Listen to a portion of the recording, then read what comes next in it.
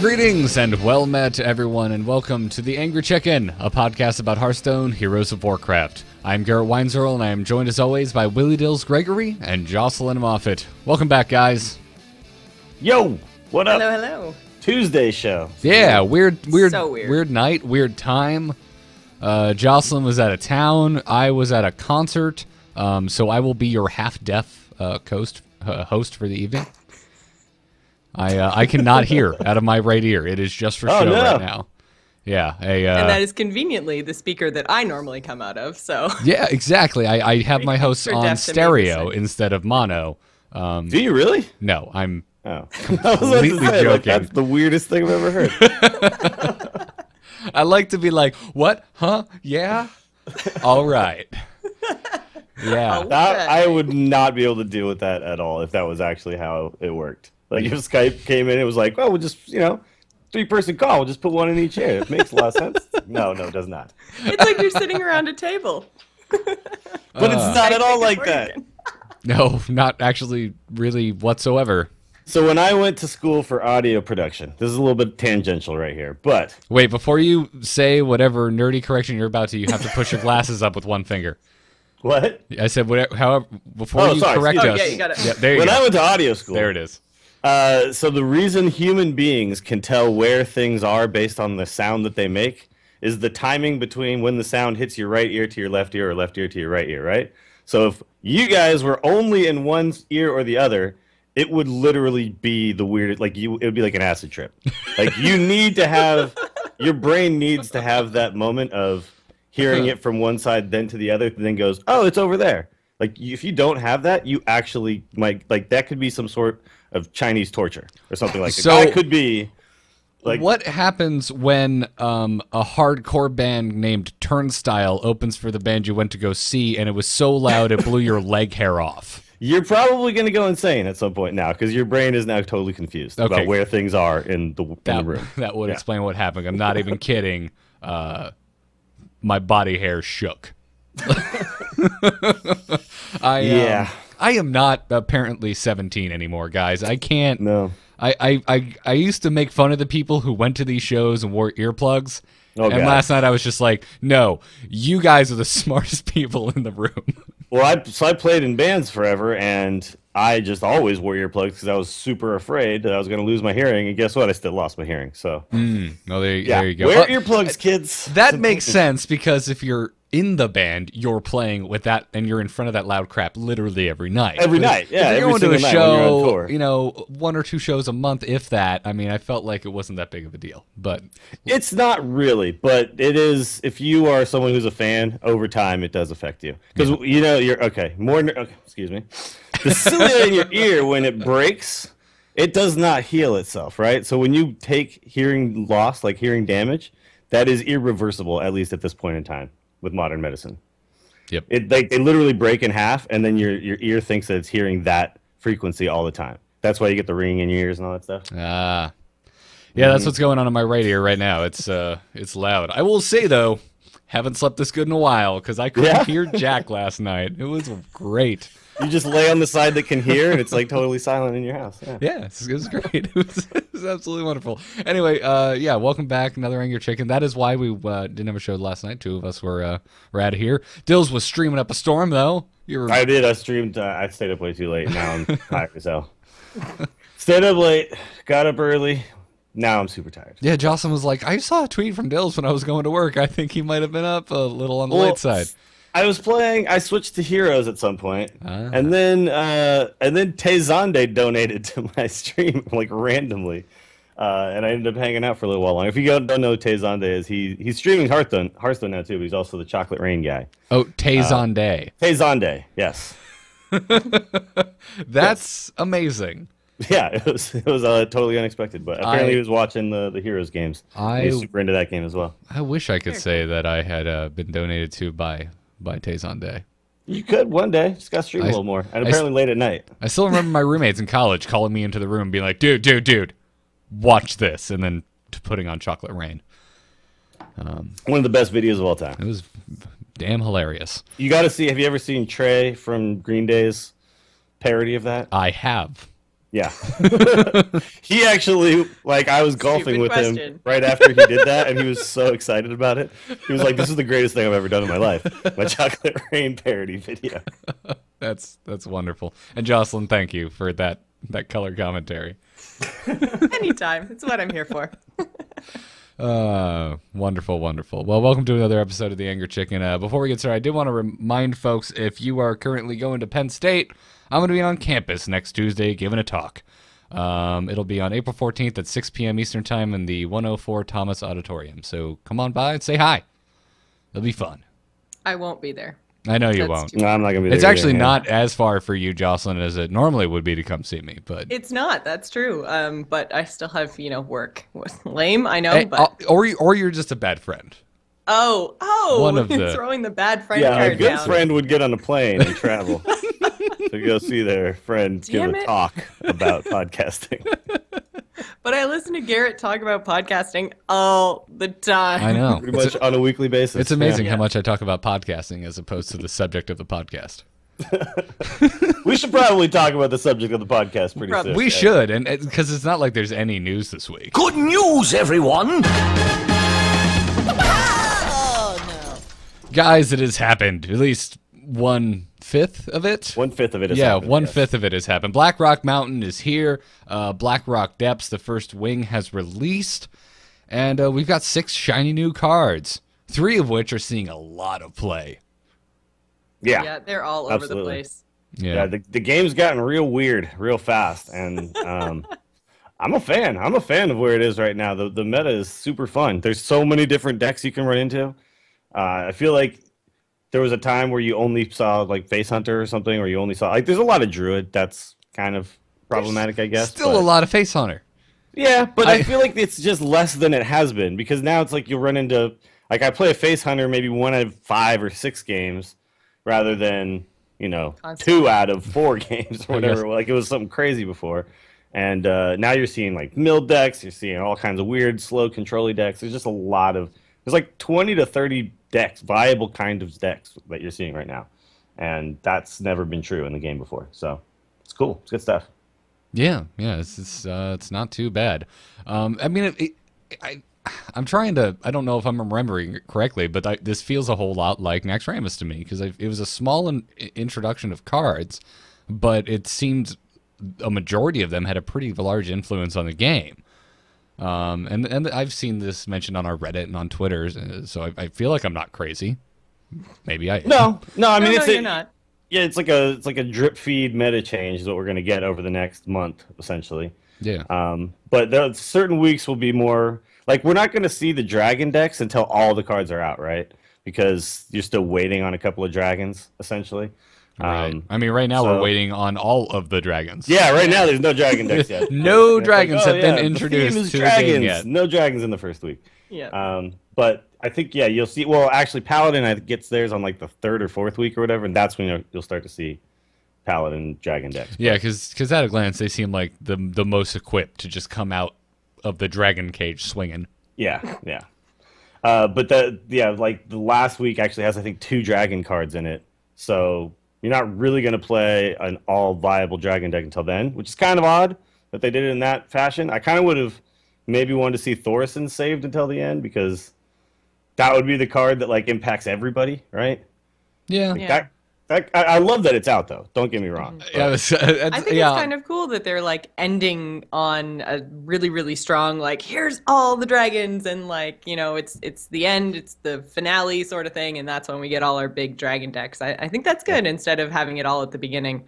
It's much more of like a build up. And it seems, I guess I just want the cards to be viable the day they come out, right? But some of them are gonna have to be like, well, it'll be good in 1 more week. Yeah, true.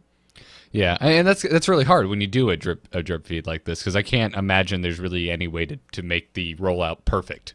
It probably isn't, actually. Yeah, if you just looked at all 31 cards and said, what actual order could we put these out in, there probably isn't an exact right one. Yeah, definitely none come to my mind. And there's also a heavy emphasis on how it all fits into the lore. They're not going to release dragon cards in a wing that has no dragon theme to it, just because. That would make no sense. Well, guys, the dragons, and it's funny because most of the time when we talk about lore on this show, we're like, well, you have to throw it out the window in in favor of balance, but this is the one time where they're like, well, eventually all the cards will be out, so we actually get to make a decision based on theme. Mm-hmm. Yeah, and Thaurissan should be the first final boss because Blackrock Depths is the level 50-ish 5-man. It wouldn't make any sense if like the raid content came before that, you know? And also, he is just a stellar card, and so this makes Blackrock Mountain out the gate a very exciting event. Yeah, no, that's very true. Yeah, we got cool stuff right off the bat. I mean, Grim Patron. Stop it! It's Grim I believe Patron, Dills man. means Grim Patron. Whatever. I prefer Grim LSA, but you know. Grim Patron is a good card, but it doesn't. I think people are way too excited about that card too. Well, but I was like thinking about it. Well, should we have talked about one of those decks too tonight? We should talk about it a little bit. Right? I feel like the reason I didn't have notes is I just had a feeling, and you're proving me right, that this would just come up naturally in conversation. Yeah. I've been playing around with the Patron decks, playing a little bit around with the Mill Rogue, which we're going to talk about in our strategy segment tonight, so we're going to try our best not to talk about that right now. Mm-hmm. Won't spoil it. Yeah, and the Patron deck, at first, I went with this incredibly combo-heavy deck that I saw on Reddit, and I just hated it. And this led me to get on Reddit and be like, well, I really think this is kind of stupid. To which Ixar, the balance designer on Hearthstone, pretty much said, no, you're totally wrong. These decks work. Yeah. I saw his tweet to you. Agree to disagree. But you see, like, I think this is why that card looks underwhelming when you start to play with it, is because too many people go with this super combo heavy deck where you essentially weaken your deck. You make like a weak deck that has one really strong play in it, and if you ever draw that really strong play, you just lose because all your cards suck because they only serve this one purpose, which is play a lot of Grim Patrons and make them all charge, you know? And if you can't do that, your deck just fails, you know? Yeah. So what you need is a mix. You need a mix of like, where if you draw into it, you get like this perfect storm. You have that. You have that ability. But if you don't, you can actually like play good tempo cards on the turns where you want to play good tempo cards. And that looks like what Yang Wu's deck does a little bit. So yeah, and it's that's not the way to go. And it's not too dissimilar from the very popular Kripparrian Patron deck that's out there right now. And as a matter of fact, Yang Wu tweeted that he swapped out the Mad Bombers, which just breaks my heart because it's my. But it makes sense. It's my favorite thing about the deck. But he said he did swap those out for the Wild Pyromancers to bring it more in line with Crypt's deck. The Pyromancer makes a lot of sense because you can essentially whirlwind, 3 or 4 of them at the same time. Whereas, you throw out a Mad Bomber, you just hope and pray that it hits them. Yeah, no, you're absolutely right. I put up an article on Hearthhead today talking about both these Patron decks and Mill Rogue and a couple of the other decks that are popping up. But that was the thing I put in there. I was like, however, though, if you want to be a rock star, you just keep it Mad Bomber because it's awesome. So I feel like if you want to be a rock star, it's Bouncing Blade. That's the rock star combo. Yes. Right? Like to me, that was the first thing I saw, and I was like, play a patron. It has to be to an empty board, right? And like play a patron, and essentially you'll get 6 if you follow it up with Bouncing Blade. You'll have 6 at least. Well, no. No, I mean there's a chance you'll only get. There's a 2. chance you'll get less than 6, but likely you will get 6. Because one has to die at the end, right? There's a chance you only get 2, and I can prove this because it happened to me the first time I tried this. It hit the same patron. There's a chance you'll only get 2. It hit the same patron 3 times in a row, and you only get another patron if it's non-lethal damage. So that third hit just kills it, and you don't get another patron, so you're left with 2 patrons. But you got 2 patrons that are undamaged. You spent 2 cards to get 2 cards. No, Garrett, you're 8 mana for logicking. 2 Stop 3/3s. Yes. 8 mana for 2 3/3s. For 2 3/3s that are very resilient, though, right? I mean, unless they have Flame Strike, then yeah. So that was like the first thing that ever happened when I played the Grim Patron deck, is that I got a bunch of patrons out and then the Mage Flame Strike, and I was like, okay, escape, concede, let's move on. And I think that I just I didn't really net deck it. I just kind of made something, and looking at this version here, this seems a lot more well thought out than mine. No, absolutely. Mine was just kind of thrown together, but this seems like it could work. One thing though, I'm not sure about is double Warsong Commander, because again, it's like that's a weak card if you don't get your patrons right. Yeah. And well, that's you why don't have anything else to go with it. You don't have. Well, a Pyromancer, Cold Taskmaster, and Armor Smith would all have charge, which is not, and Frothing Berserker. But like, yes, but those cards aren't really cards like that. Like Worgen is the one you want to give charge to, right? Things like that. Like, I don't think these are as impactful if you get them charge. Whereas you have to pay 3 mana for a 2/3 to do it, you know. So, but yeah, I feel like it is worth the bet in Warrior. I mean, and obviously Warsong Commander is a Warrior specific card, but all it takes is one Grim Patron with a commander on the board to make that bet worth it. Because, I mean, you've got Whirlwind, Cruel Taskmaster, Death Spite, frickin' Death Rattle, and Wild Pyromancer triggers, and any of those are going to make a Patron plus a Warsong on the board just devastating. Yeah. Have you been playing against this deck much, Jocelyn? No, because I know you've been playing a lot of ladder, so... I have been, yeah.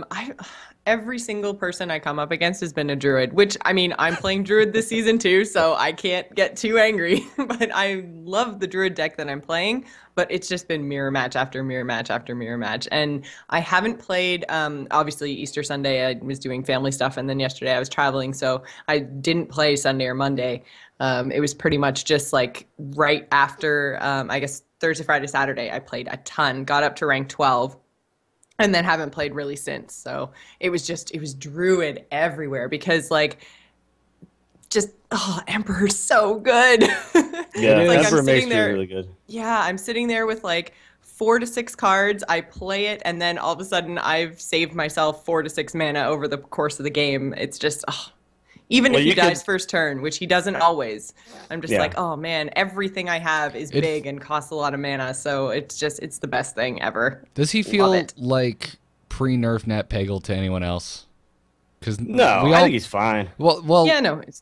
I'm not saying he needs to be nerfed, but it has that feeling because we all played Nat Pagel because he did something awesome for us, regardless of what happened next turn.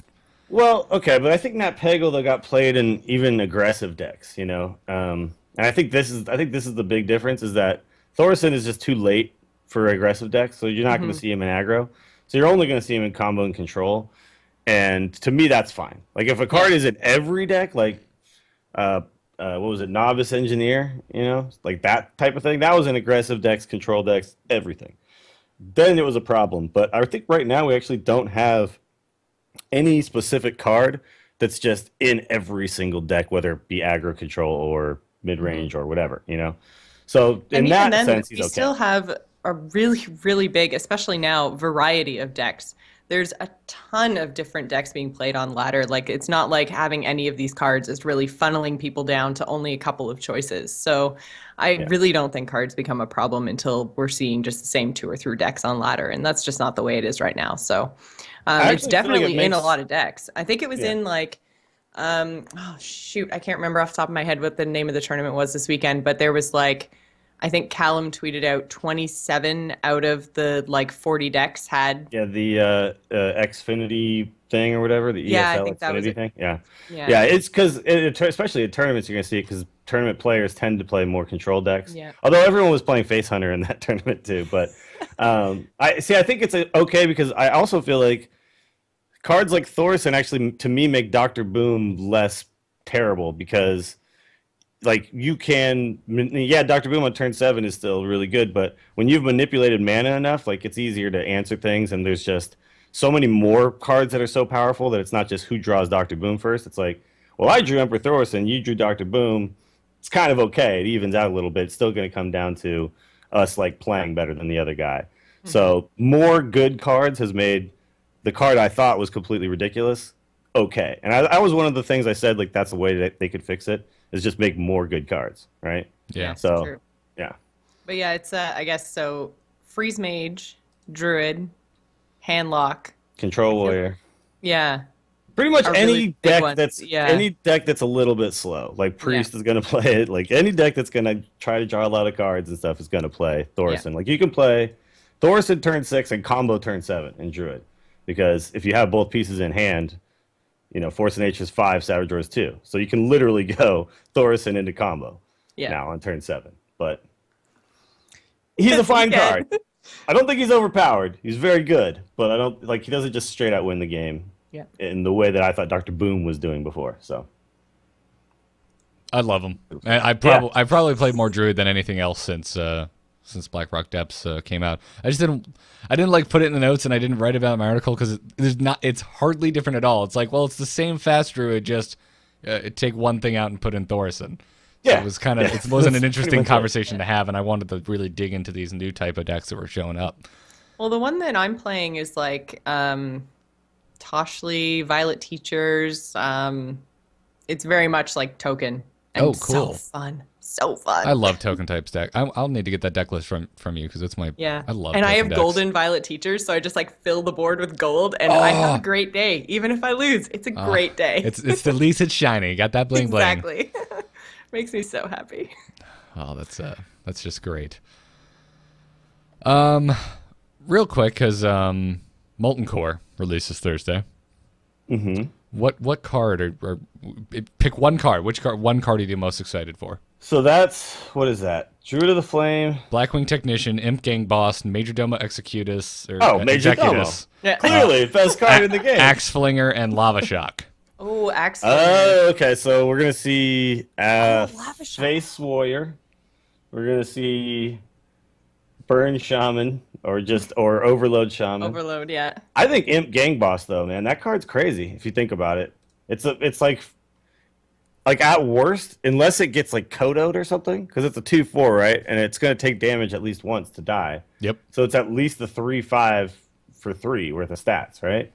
So that's a pretty sweet card. I think you're gonna see that in Demon Locks for sure. That would be really interesting. Yeah, plus I'm trying to think off the top of my head.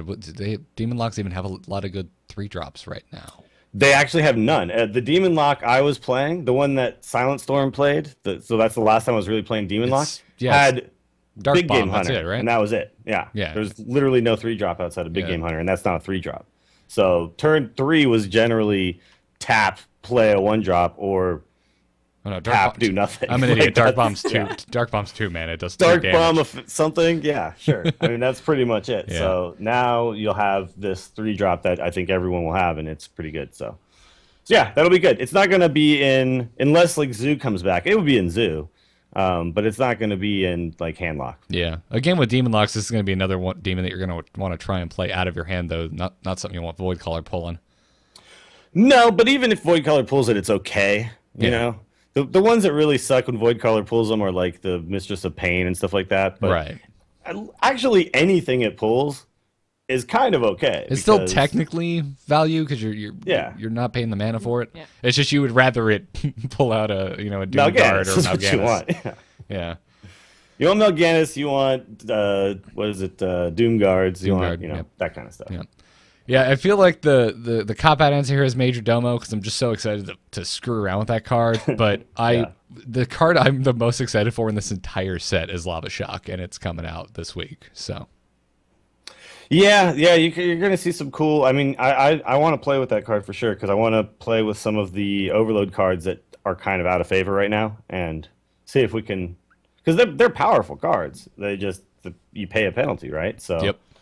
And also, I mean, I think Earth Elemental can be okay now. I was about to say, I really want to try and find a way to bring Earth Elemental back. Yeah. And I want to. You could play big cards with that kind of stuff, and you could even try Ancestor's Call.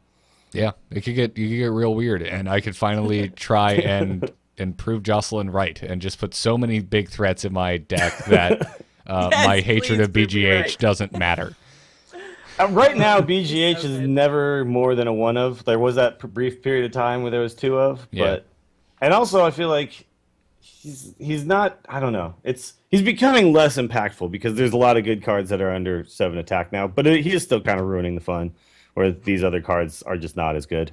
And which kind of sucks. But I feel like I still see so many Druids, and I myself am playing Druid, and they don't run hard removal, so if I have a deck with all these big things, they're one Big Game Hunter is all they've got, and if I throw down more than one Earth Elemental, they're in trouble.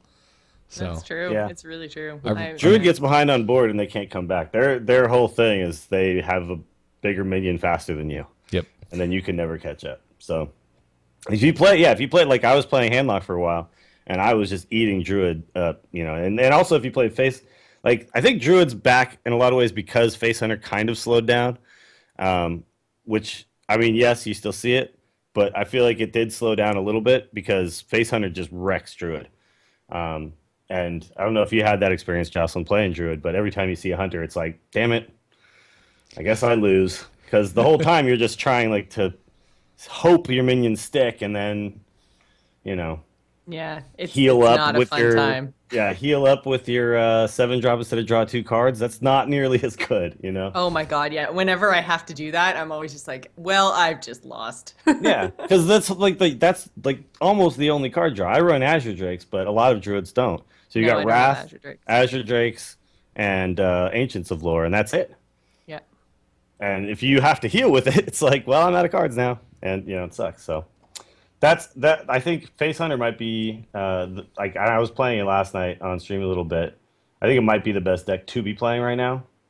Sorry, everybody, don't hate me, but because of so many Druids, I think that might be the deck. That now and might be back. I haven't researched Hunter at all because it's never really been the class that I've enjoyed playing. Has Quickshot made it into any Hunter decks?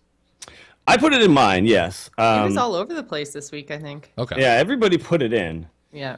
It's not working like people may have thought it was going to be, where it's drawing the cards for you all the time, because you just in general with Face Hunter you actually don't run out of cards unless the game goes really long, because you weave in hero power so much, right?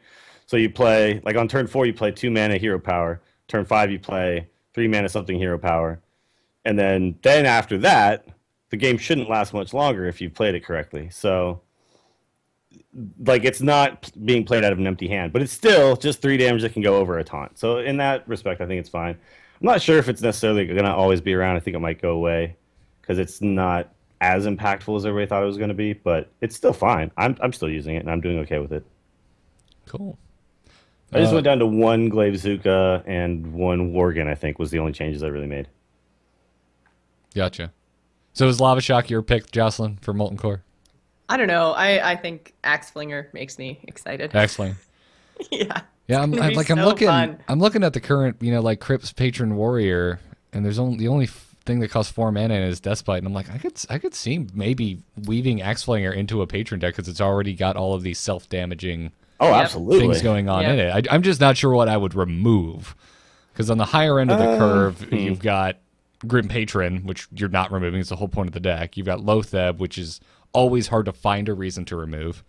Emperor Thaurissan, which isn't going anywhere, and 1 Shield Maiden.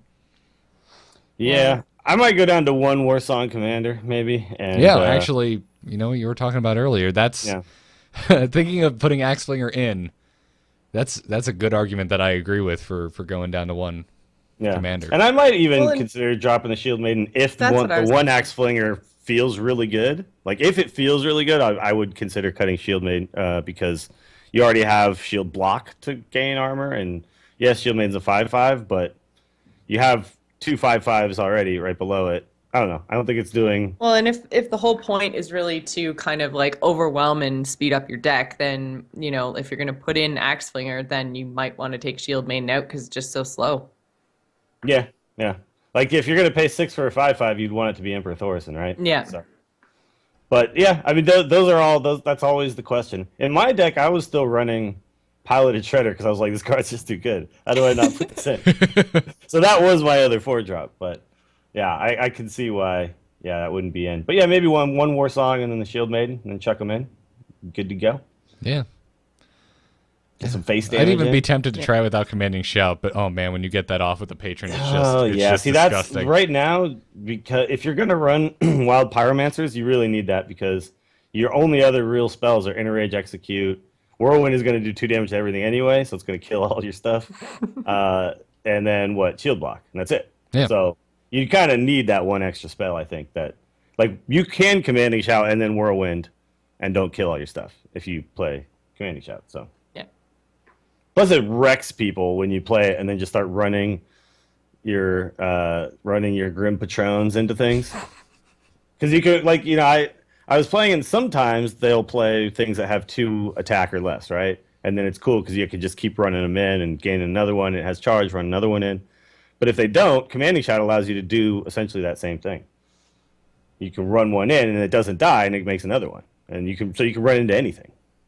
So I think that card is just too important. Yeah, it's very strong. Can we talk about the Mage class challenge before we move on from this? Because we haven't made Did anybody have them play whatchamacallit, Millhouse Manastorm? Manastorm, yeah. I did. The one and only time I played it. The one and only time. Okay, so if by some bizarre reason you listen to a podcast specifically about Hearthstone and you have not seen the Mage challenge yet, the deck is maybe nothing, like one guy, like nothing but unstable portals. The entire deck, all 30 cards, are unstable portals, and it was like the web spinner challenge on steroids. It was amazing. And you're playing against the Dark Iron Arena, and which they play nothing but legendaries, and there's a chance they may play Millhouse Manastorm, which in the only time I played it, it happened, and it was just I played every single unstable portal in my hand, which I think was like 5. Yeah, it's because it's a 2-drop, but it's the only 2-drop that they have because the opponent runs a deck that only has legendaries. So it's really interesting. You're playing nothing with portals. They're playing nothing with legendaries. The Team 5 is just a fun producing factory. Mm-hmm. Yes, they understand that fun is important. I'm not like the GIF from Citizen Kane of clapping. That was me when I loaded into it and saw what it was. I didn't get it at first. I saw the 3 portals. Did you mulligan them all the way? And I was like, I did. Hang on. And I was like, wait, if I why do I have 3? Oh my god! Yeah, I did this is happening. I had the exact same realization. Threw them all back, and then 1 card, 2 card, 3. What? Yeah, I mulliganed them all too. Like I was like, I just want to mulligan all of them and just get a whole new handful of them. I knew like right away what was happening, because, but obviously whatever came out of those first 3 portals was going to be absolute crap. Oh, so exactly. you knew that, you threw them back. Yeah, I wanted to get the good portals. Those first 3 portals were all wisps. Every single one of them. Yep. I feel like there's something like buggy about the coding of Portal where there's like a tier list or something where you're more likely to get legendaries out of it, because I feel like I get legendaries way more often than I'm supposed to. all the time. Thalanos or Peggle all the time. Yeah, I get Peggle pretty often. I was getting like Illidan, the Beast. I was getting like all kinds of crazy stuff. Your portals are way better than my portals. Your portal is not prepared. My portals are OP. So here's another thing that I found about playing against, which I had forgotten because I hadn't played against Nax in so long. It's really hard to not BM the computer. Like I just feel like I go in and go greetings, and then I'm like, wait a minute, that's not a person. I start going like I have lethal, and I start like going to just do BM things. I'm like, why am I BMing a computer? It doesn't care. It doesn't know. It doesn't have feelings. Sorry, you're not Chappy, computer, but I just feel like I want to do it, and then I'm like, then I have this realization that this is stupid. I'm BMing. I'm a one-man BM show right now. I'm only BMing for myself. But is it fun for you? Because if it's fun for you, not once I realize that. Yeah. Guys, Dills goes out to the driving range by himself and talks smack to himself. I'm like, yeah, you see that one? Right down the middle all day. God. Oh, that's great. I'm now imagining like all the scenes from Happy Gilmore where he gets really angry but no one else is around. It's just him alone. Yeah. I wonder, nobody else had that moment? That was just me? Okay. Yeah, it was just you. Right.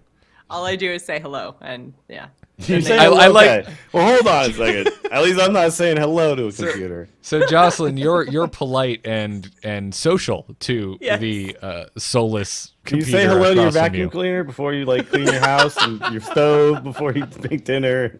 Say hello to your fridge before you pull it open and get a beer. I live alone. I talk to a lot of inanimate objects. In her defense, I do thank my Keurig every morning. I'm just like, oh, thank you. And then drink my coffee. And I talk to my animals a lot, but I feel like that's and I do it on ladder all the time. I just sit there and I'm like, hello, greetings, well met. And people, Team 5 really then threaten me. I don't know why. Apparently, because that's the funny response. That's if someone says hello and then you say, "I will hunt you down." Like that's just Yeah, hey, Jocelyn. So mean. Do you say so hot? Do you say that? She needs her own emote. I loved all of your greetings that you just ran through right there, Jocelyn, because I feel like Team 5 needs to like record that and like add it in as like you can turn on Canadian greetings, and it's these really chipper, like gleeful hellos and somebody whatnot. sent that because apparently Amaz did a whole bunch of voiceovers for the game. And so somebody was like, we need Jocelyn to do a Canadian translation. I'm like, I sound the same as all of you people. Damn it. Man. Well, no, it would have like little things added on, like, well played. I seriously mean it. You did really, really well. I think they should just Good make a new job. card. Make a new card that says "so hot" when it comes out, right? Like that's. Make it be like a blonde blood elf and done. Done and done. I was gonna go like some really cheesy route where I was gonna say something about how you probably always get the boot because when you click it, it's always a boot. But It's always a boot. I was like, I'm gonna just fail and it's gonna be rude, so I'll just explain that I was gonna do it instead. That'll be better.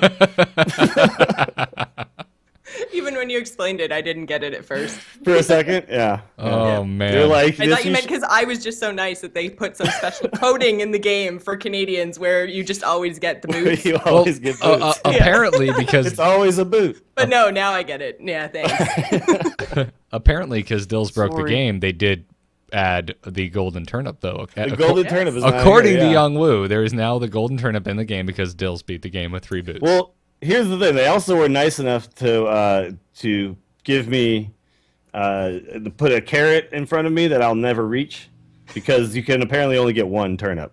So somebody did attempt to get 3 for like an hour or something and posted on Reddit. You can only get 1, guys. Well, don't try to get more than 1. I would like to make a plea then, right here and now, to the fine folks over at the Hearthstone team. Please give us a golden carrot because every single game I obsessively, like some type of weird person, which I guess I just am, I have to have 3 carrots. So I want a golden carrot, damn it. 1 golden carrot. Now, but then would you obsess over 3 golden carrots, or would you be okay with 2 regulars and 1 golden? If I knew beyond the shadow of a doubt that it was only possible to get 1, I think I could move on with my life. Right. Yeah. But then it would be this thing where I have to get it like in the top every time or something. I would make. So I guess the new beating the game is what, 2 boots and a golden turnip? Yeah. It's got to be. If you and can only have hopefully 1 golden turnip, then you got to get boots on the other you got to spot. get boots to fill in the gaps. All right. Yeah. And All hopefully right, after this episode, it will be 1 golden carrot, 1 golden turnip, and a boot. There you go. Yeah. The other thing I would Does love that to make see. me the golden turnip? I don't know. If you're the carrot and Dill's the boot. I would love to actually. You're the boot. I'm. He's the carrot. But you're I'm the boot turnip. man. I have yet to beat the game with boots. You probably wear boots more often than I do. If anyone can beat the game with boots, it would be a Canadian. Yes. Yeah, exactly. It's always a boot. The other thing I want to petition for, I want a chicken in the goblin teleporter or the gnomish teleporter on the GVG board. We need a chicken needs to come out of that. Come on, guys. A very, very angry one. Yes, preferably an angry chicken. I'm in. You click on it and it gets angry. Ooh, golden boot. Now we're talking.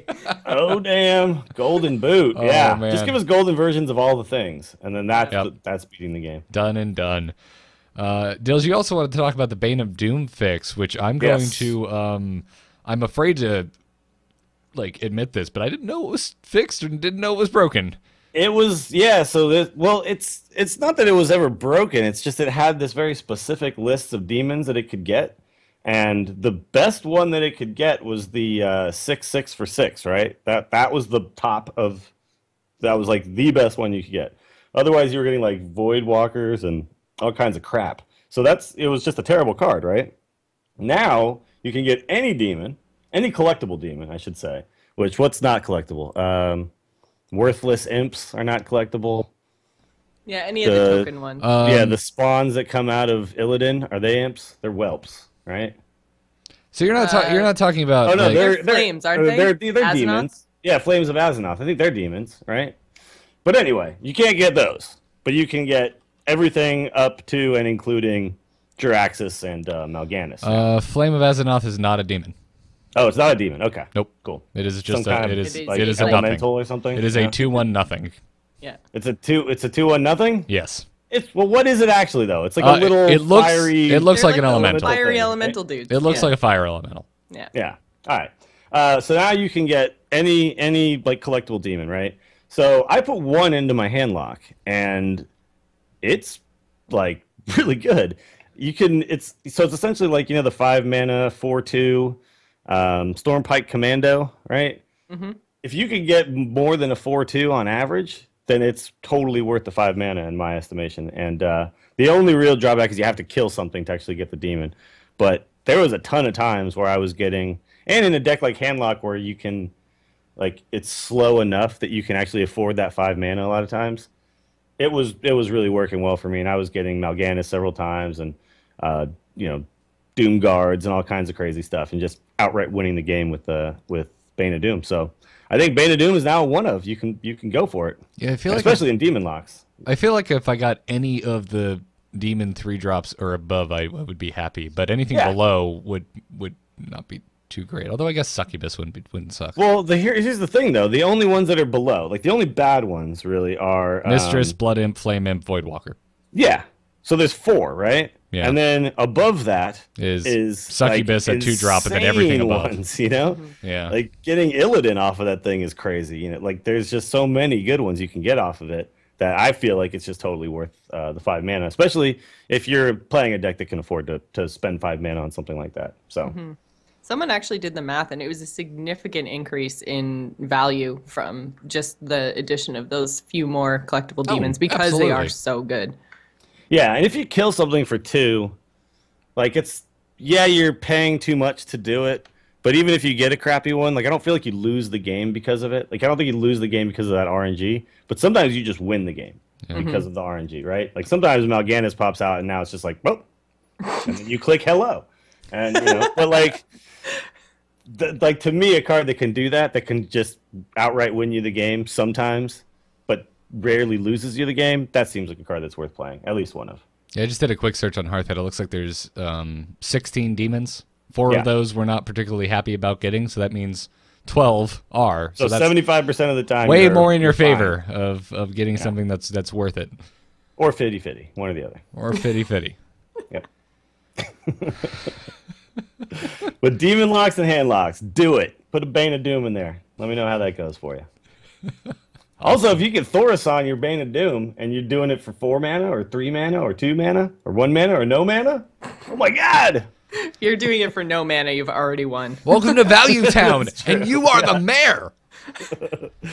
Has anybody tried Thaurissan Master of Disguise combo yet? Is there a deck out there doing that? No. Just keep your Thaurissan on board for the whole game? You are making me look up Master of Disguise because I don't remember what it does. 4/4 Battle Cry, give a friendly minion stealth. Okay. Yeah, and it only costs 4, so you can do it on turn 10.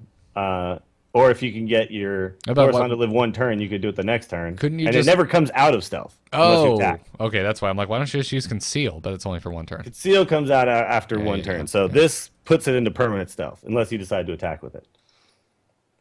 Could be good. Could be great. It's a lot of mana or a big risk. Yeah, but still, the dream. What about the dream, Garrett? If rogues could get Unstable Portal and then possibly get a Thaurissan added on Unstable Portal, so you can get a Thaurissan to play before you play the Thaurissan, so you can get the Thaurissan out sooner. Done. What? Unfortunately, that is not possible. What if you were playing Mage and you had 2 portals, and 1 portal gave you Master of Disguise, and the other gave you shit! Jocelyn just schooled me in the Magical Christmas Land Jamboree. All right, here's the deal. I'm gonna make a Master Disguise deck that's gonna have all cards that you want to disguise, and it's gonna have recombobulators so that you can recombobulate things into things that you want to disguise. Right? It's gonna be amazing. Perfect. You guys aren't even gonna. Yeah, if I could get a Mal'Ganis and then disguise it, I'd never die. I want this to be. Forever. I want this to be the first silly tack deck that we designed via committee. Okay, the three of us need to come together and build this deck. All right. And make the perfect absurd deck. The perfect Master of Disguise deck. The absurd deck. Yeah, let's do it. Yep, done and done. That'll do it for this week's news. This got real silly. Let's get into this week's strategy discussion. Hit it very hard. Wanna blow something up?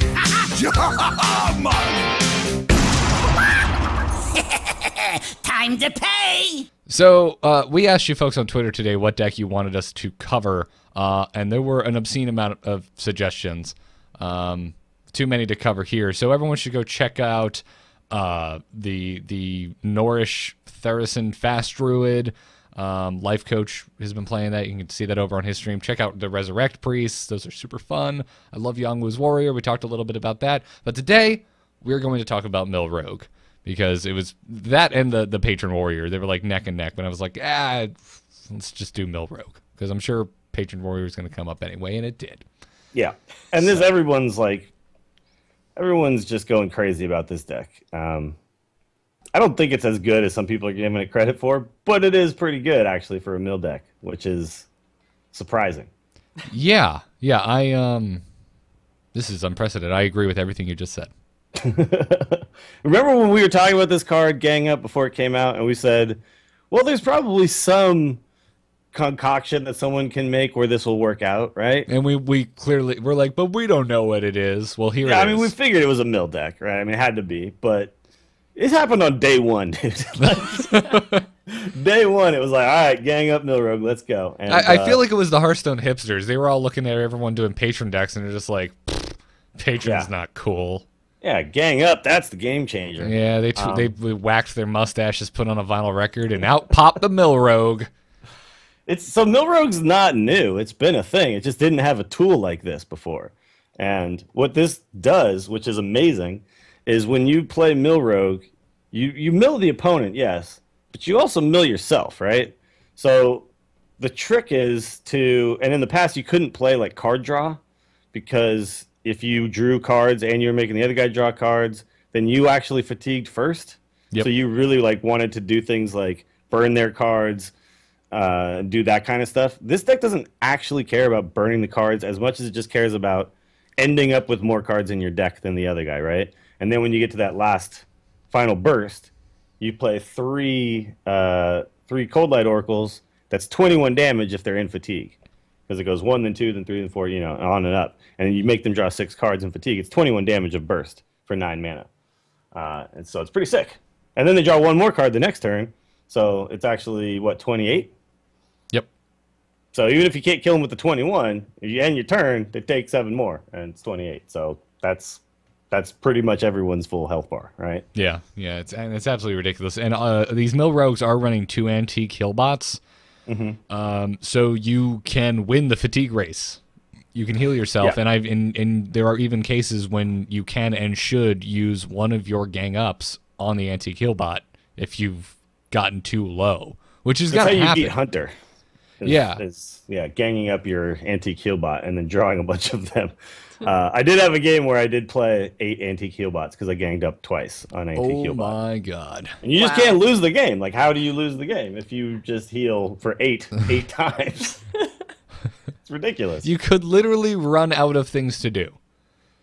Yeah. But chances are your opponent has fatigued to death by that point. Yeah. So what is it? 64 points of healing? It's tripling your life total. It's a little ridiculous. And that's kind of how this whole deck seems like at a glance. It feels like you're cheating. You're going in with essentially a 36 card deck against your opponent with 30 cards.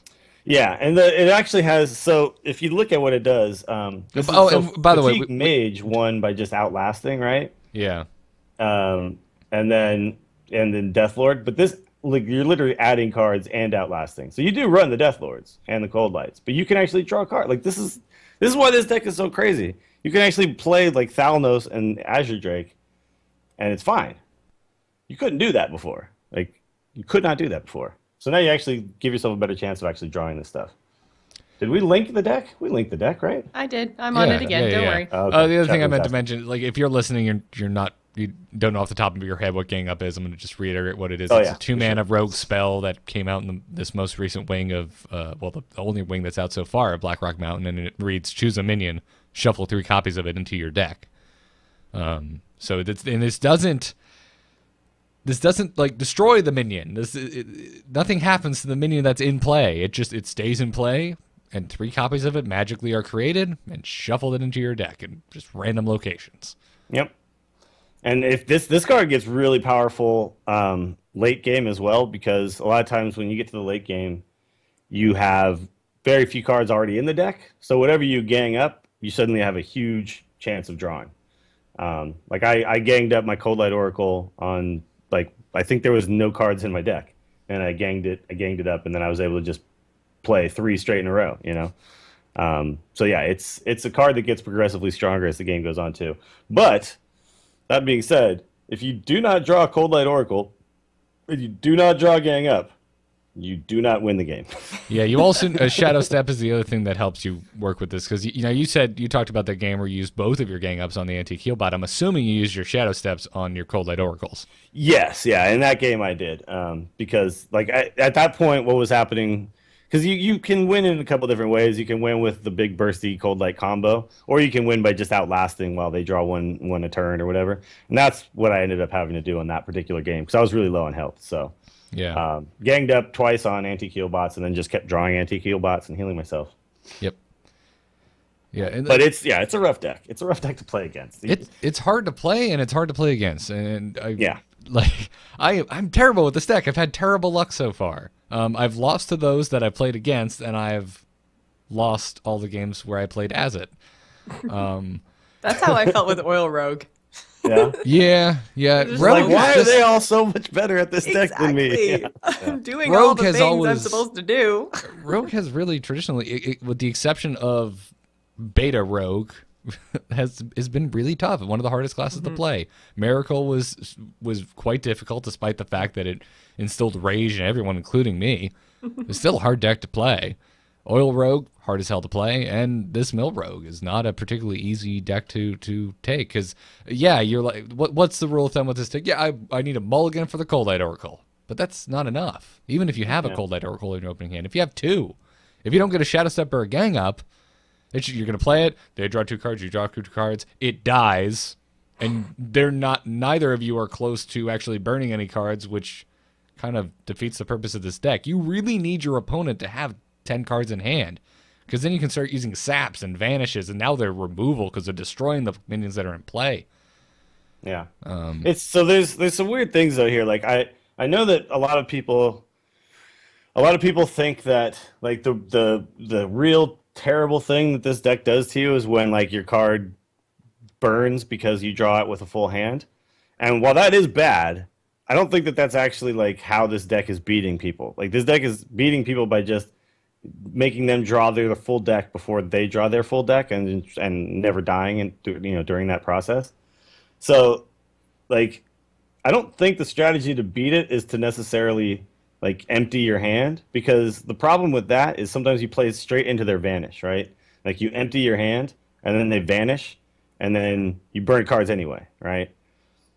I feel like the way to beat this deck is to just play the strongest play you can do on every turn and just go really aggressive and just try to just get them low on health as soon as possible to where they have to start doing things like ganging up heal bots instead of ganging up Cold Light Oracles, Yeah. Because that's really where they're going to beat you, it's like, yeah, I just burned Dr. Boom, oh no.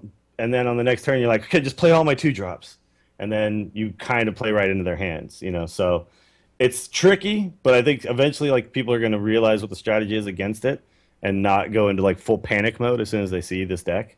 And then this deck will become less powerful. Like right now, it's just taking people by surprise because nobody knows how to play against it. Like it's kind of like Fatigue Mage. Nobody really knew how to play against Fatigue Mage yet, but that deck is gone. Do you ever see that deck anymore? That's true. Nope. Yeah, that was only around for like a week and a half. And the things that didn't work about Fatigue Mage kind of don't work for this. I've had games where the Death Lord from the Mill Rogue worked completely and totally against them. Yeah. Out pops Tyrion, and they haven't even had a chance to play a Cold Light yet, so they're not going to burn him when they sap him. Like, well, they can't do things like, here comes my Tyrion, and then now I Frost Nova Doomsayer. Like, this deck doesn't have that. This deck has Vanish, yes, but Vanish puts it back in your hand, you can play it again. Yeah. And it's not quite the same thing. So this deck is a little bit more of a tightrope walk and a little bit more about just making your deck larger than the opponent's deck. Cards that you see in this deck a lot, which this version here doesn't have. This is the version that you posted is the one that I'm playing. But I think I'm playing Double Blade Flurry. I think that might be the only difference. I'm not sure how I've seen a lot. Changes. I looked at a lot of different deck lists today, and yeah, I did see some with Double Blade Flurry, some with only one. I saw some even running SI7 agents. Yeah, which to me I think is a mistake because you're getting rid of some of your tools to kill something with 2 health. I don't know. You can already do that with backstab. In my that opinion. was the least common denominator. I only saw one mill rogue that was running SI7 agents. But you're seeing dancing swords in some because it gives the opponent a card, which seems like that would be really good. But in my opinion, I don't think dancing swords is actually that good here because it's still a 4/4 for 3. I think the 4/4 body is not really doing what you really need it to be doing. Yeah, you're giving them a card, but it's just not like it doesn't quite do as much as it seems like it should do. It seems like an obvious addition to this deck, but in practice, it wasn't really doing enough. So, and then I've seen Sludge Belchers in some, and what else have I seen? I think that's about it. I think that's all. A lot, yeah. The ones with Sludge Belchers seem to only run one. That's the Crypt deck that's really popular, and you and I both have kind of opted to take the Belcher out and put in Lotheb. Yeah, well, Lotheb I like because he stops you from playing cards on a turn, which then allows you to get a lot of value out of something like Cold Light Oracle, things like that. But yeah, Dancing Swords is just bad, I think, in this deck. But there's a lot of little variations you can make. As long as you got the core of Vanish, Sap, Gang Up, Cold Light Oracle, and then a lot of ways to kill stuff, you'll be doing fine. Yep. King Muckla in a lot of these. I don't have Muckla, so I'm running Mechanical Yeti. Yeah, that's okay. Muckla is actually not... Like, he gives them bananas, but you really need to use Muckla on a turn where you're going to also... you're going to mill them by giving them those 2 bananas. Right. And... because the bananas are too easy to play out later, right? Like, I have done one, like, I had a game where I played Muckla Lotheb on the same turn, and that was pretty sweet, because then the bananas cost 6, and, like, they just couldn't play them at all. And then the next turn, I was able to cold light a bunch of stuff, so man, there must be a banana famine, because those are some expensive bananas. Yeah, but price of bananas just went up, boys. But yeah, it's, there's some interesting, there's very, very cool combinations of stuff you can play in this deck, but I don't think, like, yes, it's popular. It's the talk of the town. I don't think it's the end-all, be-all of mill decks right now, though. But everyone wants to play a deck that wins in a way other decks don't. Yep. And it does a good thing for the meta, I think. Like, a deck like this should be around. Because it does, like, it's like aggro should be around, control should be around. Mill should be around. It should be a thing. It shakes things up. It stops it from being monotonous. You go up against this and it's like, okay, well, I'm no longer worrying about like trades and how my minions stack up to his minions, and which I guess is just a trade. So I just said the same thing twice. You're not worried about trading, minion trading, face trading, no trading. I guess really at the end of the day, it's just you're just not worried about trading, which is a huge thing in this game because most games revolve around it. But yeah, you're worried about card draw only. Like, you're hovering over the 2 deck sizes constantly as you're playing against this, or as you're playing this deck. And then like things like I was playing it, and I was playing Warrior, and I was like, well, I guess Acolyte of Pain is now a dead card in my hand. Like, I can never play this card. Because if I play the card, the rogue will just go, thank you, dagger up and hit it and give you cards all day. So yeah, I think it's cool. It shakes things up, like you said, and I want there to be lots of interesting decks that do different things than the other decks do, and this is one of them. So good luck, everybody. I know you're all gonna go try it now. Yep. Or you're like D-Day in the chat. No. Nope. Or they're like our buddy D-Day in the chat room, and you're calling it the new cancer of Hearthstone. Yeah, I mean it's just it sucks to play against. So, but that's it. That's fine. People will figure it out. Yeah. I love and hate mill decks because I hate losing to them, but man, when I win against them, it's just oh, it's such a good feeling. It's like, oh, you think you're so clever, but you just gave me everything I could have possibly wanted to kick your ass with. Thank you, thank you, thank you. Well played, lethal. Like, yeah, when I'm playing against it now, I don't alter my plays too much other than I just don't try to draw cards, right? And I feel like I beat it pretty regularly as long as, like, you just got to get threats on the board and you got to get face damage in fast because they don't have a lot of face damage. They're not going to pressure you with face damage, so you don't have to trade with their minions or anything. You can go face. And a lot of times you'll win if you do that. Yep. And it's not always going to work. You know, sometimes you just draw poorly. And then it feels bad. But such is life in Hearthstone. Let's take a crazy game story. Is the whole world gone crazy? You're in trouble now. You got it!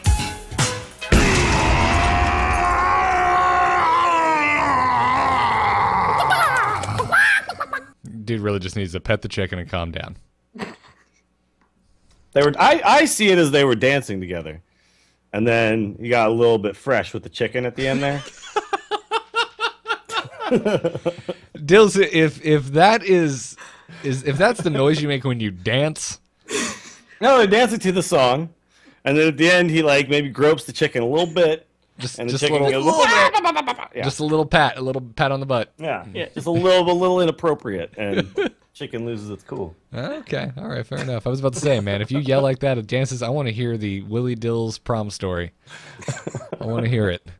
You can send your crazy game stories to tacpodcast@gmail.com or post them on our Reddit over at tacpodcast.reddit.com. There's no at in Reddit. I'm a crazy man. No, there's no at in Reddit. Our crazy game story this week comes to us from Mike, and he says, I can't pronounce this. I am not Patrick from France. Poulet en couleur. Oh, yeah, Canadian. Angry chicken in French. They know about French stuff, too. Yeah. Well, I don't know how to say thank you in French, so anyways. Merci. Oh, there you go. Merci. I should have known that. Mike says, I just finished a game that left me laughing and in shock. You're teasing us here, Mike. You're not. The rest of this email isn't in French. What is this? It's a good thing because I don't think I could read a whole email in French. Well, it just would have given us a reason to call Patrick at whatever ungodly hour it is in Paris right now, wake him up, and make him translate this thing for us.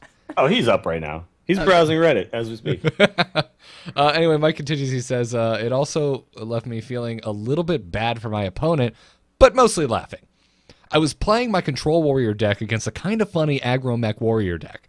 Towards the end of the game, I had 12 health left with 4 minions on board, and the opponent had 2 Boombots. On his turn, he played a Warsong Commander followed up by a Frothing Berserker. He attacked my face with both Boombots, and then played Whirlwind. Then a ton of things happened. All 8 minions took damage, buffing his Frothing Berserker up to a 10-3, which gave him lethal. I emoted well played, and went to concede. Then, his Boombots went off and hit my Sylvanas, which killed her, which then stole his now 12-3 Frothing Berserker. I noticed this all just before I hit concede. This game is awesome. Sorry, Clar. #1 very best podcast. Keep up the great work. Oh, Sylvanas. So Sylvanas, complicated so when you play Sylvanas, right? Like, things just get weird. Yep. He also played this perfectly. He made no mention of Sylvanas in the beginning of this setup, so that by the time we got to it, it was just a total surprise. He's like, here's the board state. Yeah, here's what's going on. Oh, by the way, I have Sylvanas on the board. Yeah, if he had led with the Sylvanas on the board, it's just like, well, dude, this is it. This is like the second watching my Tarantino movie. I know how the story ends. Yeah. Sylvanas' ear gets cut off. It's gross, and then you steal the minion, and yeah. Yeah, there's a big soda cup that he's drinking out of, and some really fun music is played. And for some reason, Bruce Willis is there. Well, now we're mixing up Tarantino films. Sorry. Isn't he in every Tarantino film? Wait, is he not in what the... Okay, never mind. He's not in any other Tarantino films that I can think of off the top of my head. All right, I'm going to look this up. Just Pulp Fiction. Not in Django, not in Kill Bill. I guess that's true. Not in Reservoir Dogs. He's just in the Tarantino film, that's all. Pulp Fiction, yes. The most famous one. The one that should have won an Oscar. Oh, that's a great story. Thank you, Mike. Again, folks, send your stories in. Jocelyn, have you had any crazy stories from this week? Anything weird happen with the new cards? Not so far. No? I haven't played any super weird stuff. Okay. Everything's just been pretty solid. Sorry. 4 rooms. He's in 4 rooms. And he's in Grindhouse Planet Terror. There you go. Planet Terror wasn't the Tarantino one, though. That was One the of them Robert was. Rodriguez one. Yeah, he was in one of them. He was in he was in. He was in Planet Terror. Planet Terror, which was directed by Robert Rodriguez. He wasn't in Grindhouse. Yeah. Death Proof was directed by Quentin Tarantino. It was a double feature called Grindhouse. There you go. Garrett, you forgot to put your glasses up. I don't have Tarantino glasses, and he doesn't wear glasses, so I can't help with that. Let's round the show out with some emails, shall we? Hello. Hello, it's me. Hello. Just quickly, do you get my message? Yep. Oh. Hello, brother. You can send your emails to the same place, tacpodcast@gmail.com. Our first email today comes to us from David, who writes, "Greetings, my favorite flock of chickens," which is my flock of seagulls cover band. There seems to be a pattern of one neutral legendary card in each expansion being really good and becoming an auto pick for most decks. Ragnaros in Classic, Lotheb in Nax, and Dr. Boom in GVG. Each of them provides great stats for its cost and has an impactful, unsilenceable ability.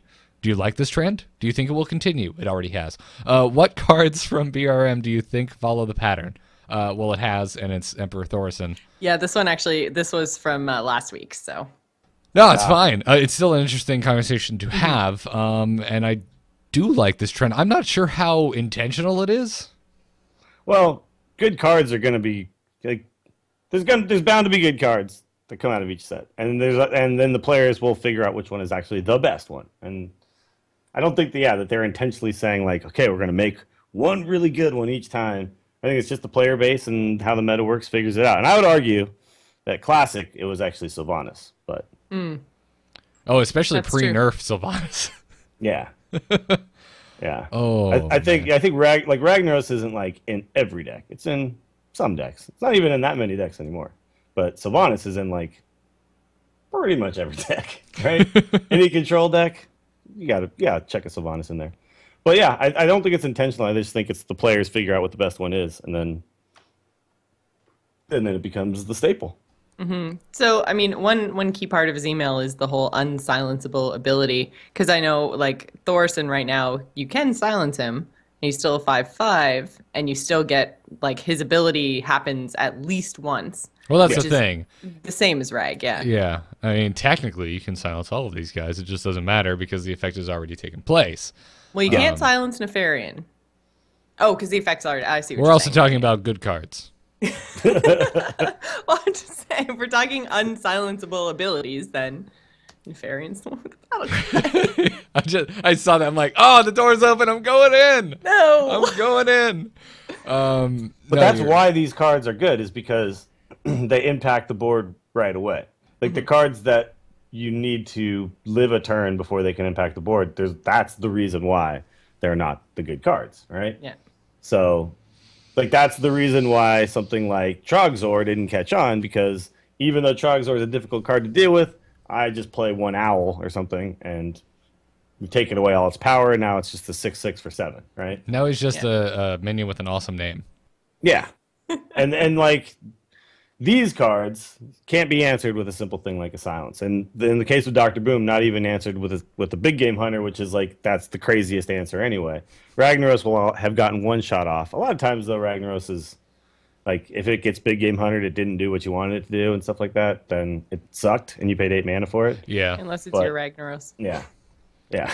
Rag always like, does what you want. Lotheb and well, yeah, it was the other night. Lotheb and Thaurissan and stuff, like, they've done what they needed to do when they're, and that's why they're good. So that trend will continue, because there will always be cards like that. That's just, when you design new cards, you design them and then the players go, oh, this thing does what I want it to do the turn I play it, so I'm definitely playing this card. Yeah, yeah. I even think if you tune into like the first week of episodes of the show, you'll hear us make this incredibly profound statement of, guys, Ragnaros is so good because when he's silenced, he's still an 8/8 that can swing.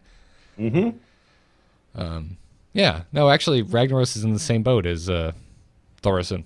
Mm-hmm. They both can do their effects more than once, but they at least have it happen once. Yes. Yeah. Yep. And that's why they're played. Yeah. And that's why Nat Pagel is no longer played. He used to have his card draw effect happen at the end of your turn, but now it happens at the beginning of your turn, and it was always a 50-50 chance, but I mean, it's the original Dills card for crying out loud. Mm-hmm. If it's gold, though, I think it's 100%. I'm pretty sure. Obviously. Yeah. Yeah. Dills facts. Oh, we need to bring that back. Dills facts, Jocelyn facts, and Garrett facts. Or yours is just Joss facts, right? Because it's Twitter, you need as little.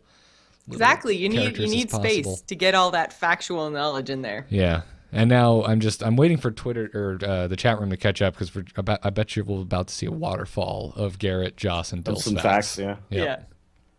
Yeah. Yep. So good. We should probably get a theme song for that going at some point, right? Yeah. Yes. And then we'll just have tack facts. Yeah, tack facts. Tack facts. Ooh, I like tack facts. Tack facts. That's terrible. I see a new T-shirt in the future. Mm-hmm. Tack facts. Jocelyn, you want to? I don't think we answered this question if we like this trend. Obviously, yeah. Yes. Yeah, I like it. I love new. Give me good cards, please. Every Yes. single time you release cards, I want good. Well, it's not that simple. Give me new cards that make me that upset the meta, that make me rethink my deck list. It's a great thing. It's what keeps card games interesting. Because if I was playing the same shaman that I was when this game launched, it'd be boring.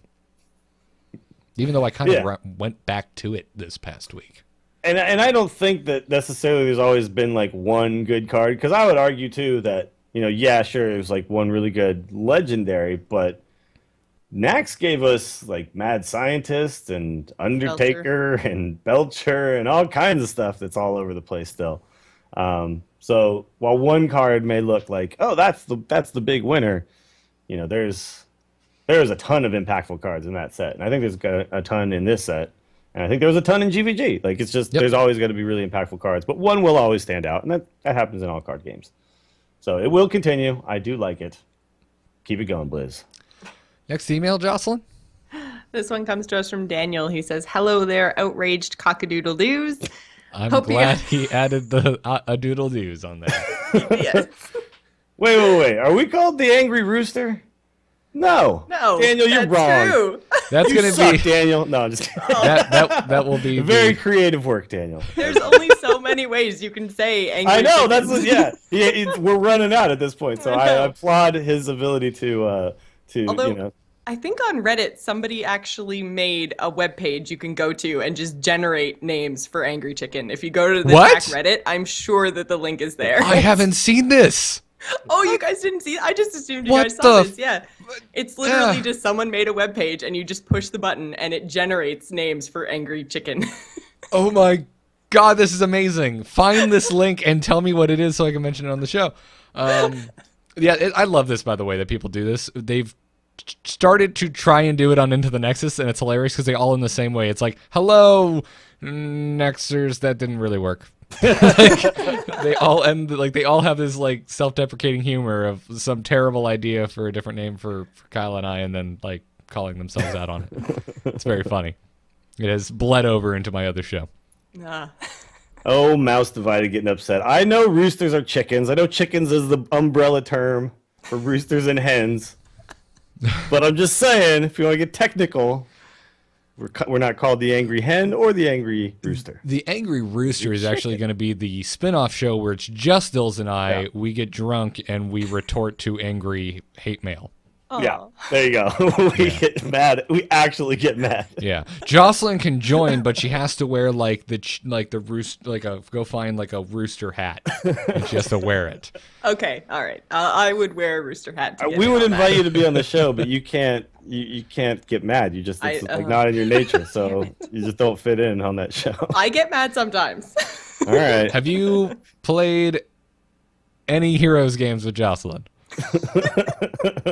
I haven't actually. I don't think we have yet. Yeah. Folks don't understand. Like the Tack Jocelyn is a really nice, fun-loving version of Jocelyn. It's pretty much whenever I get PvP. Yeah, the gaming version of Jocelyn. Everyone gives me crap on my stream. They're like, "Yeah, Garrett's getting sweary." I'm just like, "Have you folks not watched Jocelyn play a game?" It's yeah, and when I stream, I mention don't watch with children. Oh man, it's really bad. All right. Anyway, Daniel's email. Yes, derailed my emails. Jeez. Hope you guys had a great Easter. So I was on the Hearthstone Reddit and stumbled across something that I thought was really cool. A guy on YouTube has a bunch of videos that about both cards and bosses from Hearthstone, where he talks about the lore of that particular character. I thought I'd share it with you guys, and so those that haven't played WoW, like myself, can learn the backstory from all these awesome characters. He also has videos for each wing of Nax, and he's doing videos about each wing of Blackrock Mountain as it releases as well. I've already seen all the Nax videos and the one Blackrock Mountain video so far, and they're awesome. I encourage you guys to watch them. And then there is a video with the backstory of the Angry Chicken. Massive credit goes to 6Gamer on YouTube for making such great videos. Enjoy, guys. So there's actually links in the show notes to the lore of the Angry Chicken and a playlist for the lore of all the cards. So I've watched the Angry Chicken video, and it's actually pretty fantastic because there is like zero lore, and he manages to like dig up these like random like NPCs and stuff from like pre-Kata and like be like, do you guys remember when this one dude got changed into a chicken? I bet that made him angry. So good. Wasn't there was a quest back in the day. I can't remember the name of the place. It was like Alliance quest, I think, though. I would assume Westfall, because that's where you get the chicken pet. I was gonna say he talked about the chickens in Westfall, and he talked about Westfall. Harvest golems are in Westfall too. Yep. Yes. I think. And then I remember seeing them for the first time and thinking it was one of the coolest monster designs I've Yeah. ever seen in an MMO. You had to like cluck at the chicken or something like that. Yes. Yeah. And then you got the pet. Well, you had to go to the farmer and now buy they're actual, grain like, or something. battle pets. But... Yeah. Okay. That was, I think, the very first non-combat pet I ever got in WoW. Yeah, I think so too. 'Cause I like that's so funny. Like the thing, like that was WoW to me were places like Westfall and like all those like Northshire and all this stuff. It's like the I never go to those places anymore. The Timbermaw tunnel between Fellwood and Winter Spring, I will always remember. Oh yeah, where you go in, you got to fight and you kill, and then you get like rep with them or whatever, and then you can become a Furlbog or something like that. Yeah, well, that's the funny thing is I didn't know about that, and I was playing with my now fiance Katie at the time, and we're like, oh cool, is this cave, and it goes to Winter Spring. We want to go to Winter Spring because we haven't seen a snow area yet. And we just corpse ran it because we didn't know there was this quest line you could do outside the cave to get rep with these guys so they didn't try and kill you. So we must have died like 30 times trying to run through this freaking cave. Yeah, there's a whole bunch of them just patting around in there. So yeah, that I did that so many times because I did it on all the characters to get like rep with all my characters. I was a degenerate. Oh, such a... I used to play way too much WoW. I wish I could. You should go check out these videos because they are really, really good, and they're linked in the show notes. Yeah, again, 6Gamers on YouTube.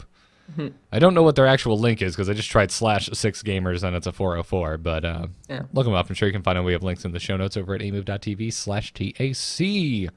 Dills. It's the 6Gamers. That's probably why. Yeah, that's why I got it wrong. The 6Gamers. Gotcha. Aaron says, "Well met, PO'd Poultry. Now that we've seen the cards of the 2 adventures and 1 expansion, which format do you guys prefer? I initially thought I'd vastly prefer the whole 120 card deluge of GVG, but now I'm starting to prefer the more finely tuned aspect of the cards from adventures. Whereas with GVG, Blizzard threw a bunch of shit at the wall and saw what stuck. The adventures seem to be more carefully directed at the current state of the game.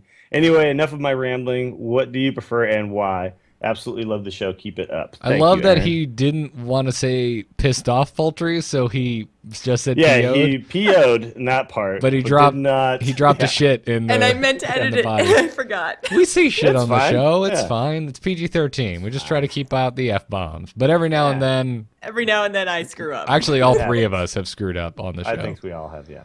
There's that... Jocelyn's text tone is one of my famous F-bombs on the show. Yeah, I gotta say, I totally feel Aaron here. They do love seem the adventures. And I'm not sure it's even that, like, because everyone's gonna be like, Garrett, I listened to the last 75 episodes. If you'd be wanting this to be more like Magic, more cards. I'm not sure how much it is just that it's a smaller card pool. I think I like the gradual rollout.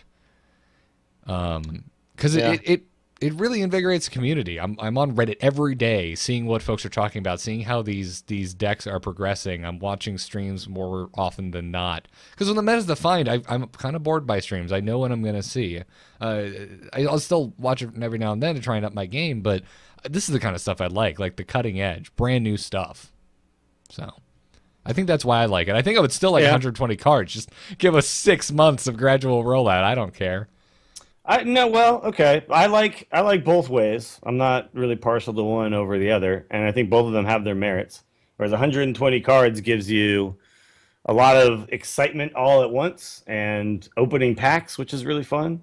Because at this point, opening packs is less fun to me now that I have all the cards.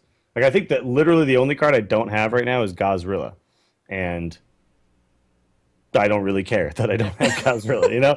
But like so opening packs is not as fun as it once was. So I like opening packs and I like getting a bunch of packs to open and stuff like that. But adventures do have, they do seem like the sets are very carefully crafted where balance is much easier to maintain because you're giving out less cards and things like that. And there's less of a shakeup, but the shakeup happens little by little. I just think they should keep doing both ways. Like, Magic is a pretty good way that they do it, right? With the 3 within each block, 3 sets within each block and stuff like that. I like Hearthstone kind of setting themselves up to have these. It's almost like this is like a block. You could say like an expansion and an adventure could be considered like a block, right? Type of thing. I do like that they're going back and forth. That we get an expansion, then we get an adventure, then we get an expansion. Hopefully. Yeah, I wouldn't like it to always be the same. I like that there's some variety going on. It's cool. Mm-hmm. But I love the adventures, and I mean, the class challenges are so fun. It gives me something new to do that isn't ladder, and especially if they continue to do things like they did with the Mage challenge and the Hunter challenge from last time, where it's different every time, then that's something that I can just like, I've done it a couple times this past weekend where I get frustrated on ladder, and I'm just like, okay, you know what? I'm going to go have some fun, and then I can just load up the Mage challenge, and it's crazy, it's fun, it's silly, and it's like, blank slate, and then I can go back to ladder. And I like that there's something I can do within the game, so I keep my head in that space, but I'm not frustrated. I'm just having fun. So I really, really like those the class challenges. Yeah, it's good stuff. You heard it here first. Stills likes it both ways. Yep. I like it both ways. You've had some. San Francisco. You've had some great zingers lately, Dills. You really have. Did you see the comment on the YouTube with the timestamp from last week? No. I'm looking it up right now. I was trying to find it. Was it butt dragons? No, it wasn't butt dragons. But I got a lot of tweets about the butt dragons. Yeah, I did too. Last week you said, "Here's the dildo," and someone wrote, "Here's the dildo," and like capped it. And I saw this comment, and I'm like, "What are they talking about?" And then I click it, and just hold on, bear with me here. I think I know deal, though. It's a 5-5. I click on the timestamp and you going, "Here's the deal, though," and I just lost it. I was alone in my office, no one was home, and I'm just sitting here just crying. Oh god! All right. So I'll have to look this up now. So thank you to whoever left that comment. I already closed it, but that just killed me, just absolutely slayed me. So, anyways. Thanks for your emails, everyone. Again, send your emails to tacpodcast@gmail.com. That'll do it for this week's episode. We should be back next week at Monday at 10 p.m. If everything goes according to plan. I should be able to do a show from Penn State. So should be good. Should be fine, unless there's technical difficulties. But just keep an eye on at TAC Podcast on Twitter. Keep you up to date. So... as always, the Angry Chicken is supported by our epic patrons. We like to call them cluckers, patrons, whatever. You know, we call everyone cluckers, don't we? Yeah. Yes. Absolutely. No. Yes. To become a TAC patron, you can go over to patreon.com/TAC. Becoming a patron gives you access to the TAC Skype account for our patron call-in episodes, as well as the after show video. I don't believe there'll be an after show tonight. Do have to run right after this, but usually there is one, and they get real silly. So they're fun. Enjoy those. Big thanks to you guys. This week I wanted to thank Frank, Peter D, Steve T, Aiden R, and Sakani. Hope I didn't butcher that name too bad. And also, if you're leaving us reviews in the iTunes store, we really appreciate it. So this week, thanks to Chandeldorf, Smiling Toad, Edu Apparatio, Good Touch, and Noob with a bunch of numbers, and he says this is the best Magic the Gathering podcast ever. It doesn't even matter that it's about Hearthstone. So thank you, Noob. Thank you so much. By the way, I have a whole box of Dragons of Tarkir behind me, and I can't wait to open. I haven't even touched it yet. Really? I wasn't able to make it out to the pre-release, which is what I usually do. I need to go to one of those, man. It just seems like so much fun, because I saw what's actually in those packs, and now I get it. Like, you get to play it like it's not going to be imbalanced because everybody has all these cards, right? Yeah, no. You declare your con. Yeah. And then you get like your little 20-cent die that's the color of your con, and you get your weighted pack that has the stuff from your con. And oh man, it's just, I love it. Yeah, I know. It's so Seems good. Really cool. That's the end of the Magic talk, because I'm not going to give Noob There you go. Look, we waited all the way until the very end, and then we barely did it. It's the end of the show. It's not bad. No one listens to the outro anyway, because I'm seeing tons of tweets being like, why is it tonight? I'm like, I don't know. Maybe you should listen to the whole podcast. The Angry Chicken is a production of amove.tv and frogpants.com. All of our past live shows and other videos can be found over at youtube.com/starcastshow. Our Angry Chicken t-shirt is for sale over at slashloot.com. You can follow us on Twitter at TAC Podcast. Catch us live normally on Monday nights at 10 p.m. Eastern on twitch.tv/amovetv or on alphageekradio.com. And big thanks to Brian Griffith for our intro music. You can find his work over at briangriffithmusic.com. Dills, where can folks find you? Find me Fridays on the Instance. That's Friday mornings. That's the Instance. We talk about World of Warcraft, so you don't have to. Torturecast is back. We just actually had an episode last night. It's the podcast about the San Francisco Giants, who are playing right now. Oh my God, I'm missing it. And they won their first game, so we're going to go 162-0. You heard it here first. And it's a stream where I stream Hearthstone, Here's the Storm, all kinds of stuff. Twitch.tv/WillyDillsSF. Awesome. Jocelyn, how about you? Best place to find me is right here on AMove TV. I do the Gamers In every Friday night at 8:30 p.m. Eastern Time. I also stream over on Twitch at GIS Gamer, and the best time to figure out when I'm doing that is to follow me on Twitter, which is also GIS Gamer. Folks should do that, because you're just as kind and Canadian on Twitter as you are on this show. I try to answer everybody who tweets me. I'm a Twitter addict. I love it. Is a problem. I get yelled at by Katie. She's just like, they'll be there in 5 minutes. Can we finish the show? Yeah, but in 5 minutes, there's all new stuff here. I'm going to miss all the stuff that's happening right now.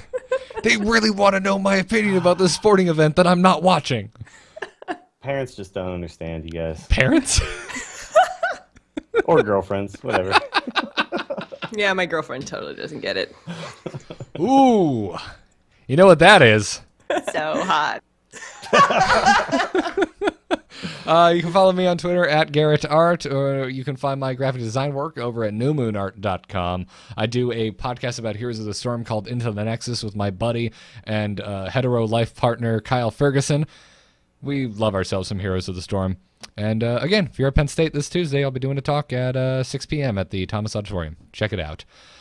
Don't forget to check out our sponsors, doghousesystems.com. Our code to use is TAC. It will give you a free 120 gigabyte solid-state drive added onto your already awesome Doghouse Systems gaming rig. We thank them for their support. We thank you for tuning in, and we will see you all next week for episode 77, where we will be venturing into Molten Core. Job's done. Job's done. Job's done. Yes! Black Rock Mountain, a Hearthstone adventure. Hearthstone Team 5, who doesn't care about rhyming. I stopped recording about that song, and then I listened to it, and I was like, really? Yeah. It's like, all right, I guess it's just say whatever you want now in music. Yeah.